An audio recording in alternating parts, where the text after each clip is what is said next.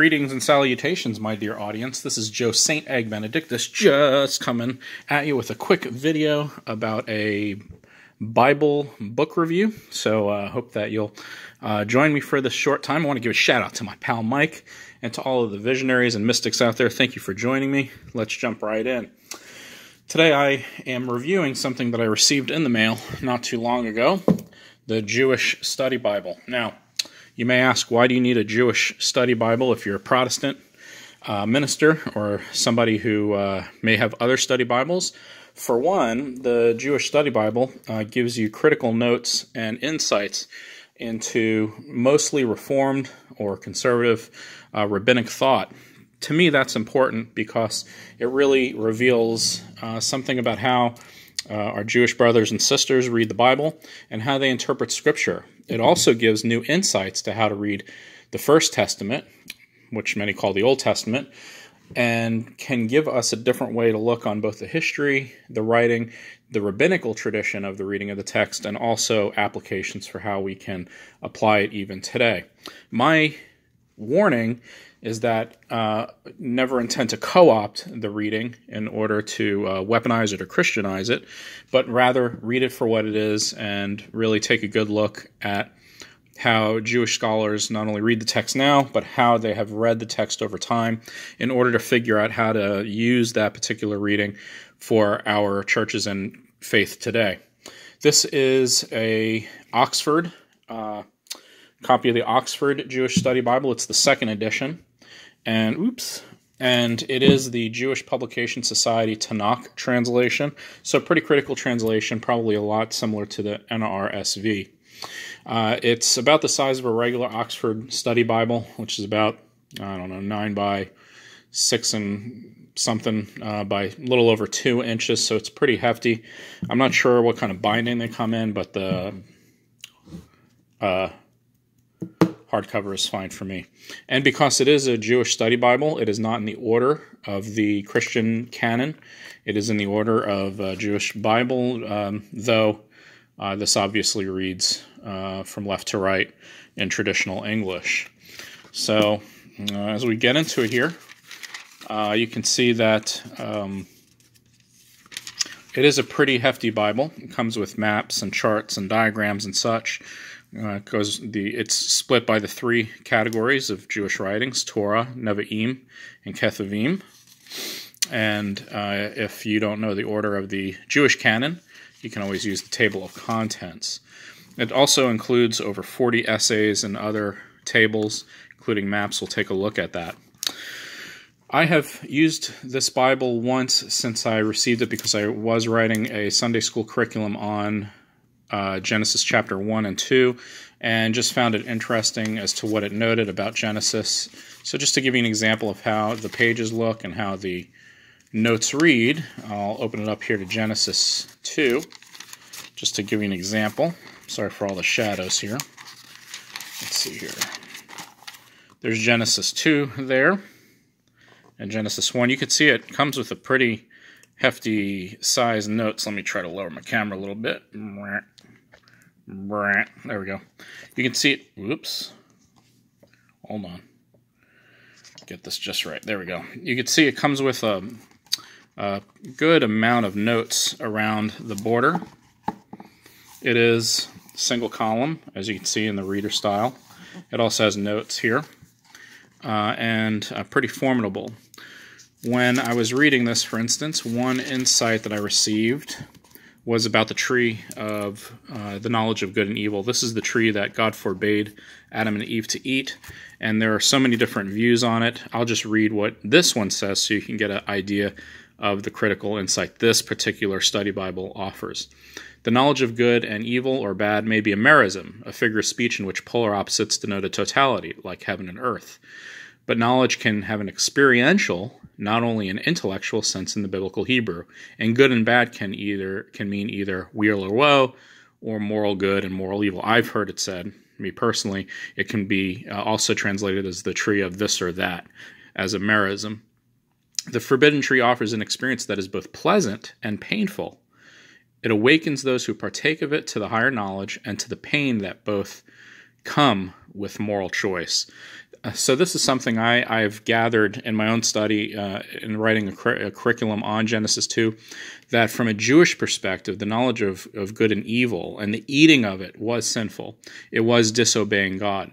However, it did contribute to the progress of humanity in giving not only greater knowledge of moral good and evil, but also a bit of a moral imperative to be better than what they were. So this idea of the forbidden tree offering experience that is both pleasant and painful is very important in Jewish thought, because they have a different notion of sin than we Protestants or Christians do, and I think that's important to acknowledge. Several other insights here talk about the estrangement from God that the original sin of eating of disobeying God offered, as well as the shame from seeing each other for the first time naked. And I think that there were other insights, not that I marked, but pretty good insights about Jewish thought that I appreciated and that added to my reading of the text. As you can see back there, I actually wrote a book on essays on the Old Testament, what I call the First Testament, so I have a little bit of knowledge of this and just appreciate this particular study Bible and was glad to add it to my library. Here's a reading on Isaiah 61, and I did that because this is one of the messianic texts, or texts that we Christians consider messianic. And so it explains first that it's Jubilee, which is true. I've always preached this text and the same text in Luke 4 when Jesus quotes this portion of Isaiah. I've always preached that as a Jubilee text because I believe that Jesus instituted a Jubilee, eternal Jubilee. The important insight and interesting note here is that the proclamation of release of captives ties, in this particular study version, ties it to land lost from farmers who were indebted and in over their heads and were forced to go into indentured servitude, which, if you read the prophets, was sinful because Jubilee, or the act of Sabbath every 7 years, land was supposed to return to the original owner so that no one would be enslaved one to the other. In the Bible, God gave these various seasons of release to return land and to cancel debts, because the notion is that no one is supposed to be enslaved or indebted to one another but to God. And so Jubilee is the release of land and the enactment of justice in which things are made right.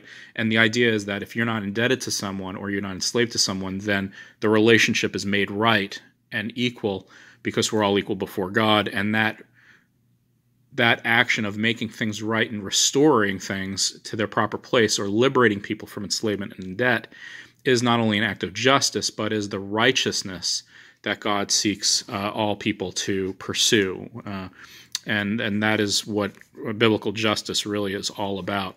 So it points out not only the Jubilee aspect of Isaiah 61, but also the justice tied to it, which Jesus enacts in Luke 4. If anyone ever tells you that Jesus doesn't talk about politics or justice, they have not read the Bible. But Jesus, his first sermon, is his embodiment of this text of Isaiah 61. If you go to the back, you can see a large chunk of the Bible. These are all essays, 40 essays, critical essays. I have not read through them, so I can't really comment. I just wanted to show that there are just a variety of really good essays. I'm assuming they're good because Oxford puts out some good things. It looks like it's in about 12-point font, so good size. And just goes through various hermeneutics and traditions and things like that. Let's see here. It also talks about just interpretation over the years.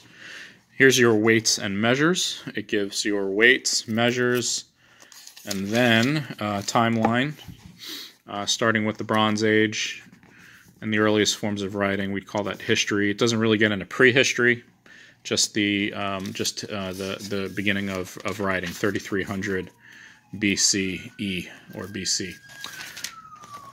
Oh, somebody's in trouble. Say a prayer. We also have in the back a glossary, which is important because we Protestants don't really know a lot of the language that Jewish scholars use, and I think it would benefit us to read that and to have that at hand. And then, of course, your typical Oxford maps. Nothing new here. If you have an Oxford annotated Bible or anything from Oxford, their maps are pretty straightforward and typical maps. Looks like there are 7 up to 9 maps, and then the index for that.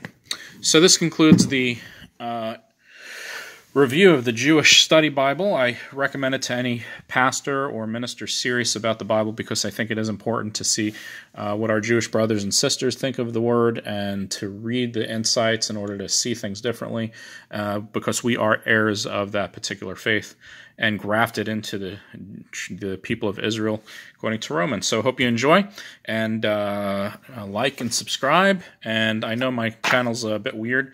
It can be anything from Bibles to book reviews to ASMR craziness to baseball cards, but you know, I'm just having fun. I'm glad you're here to watch. It's a cat!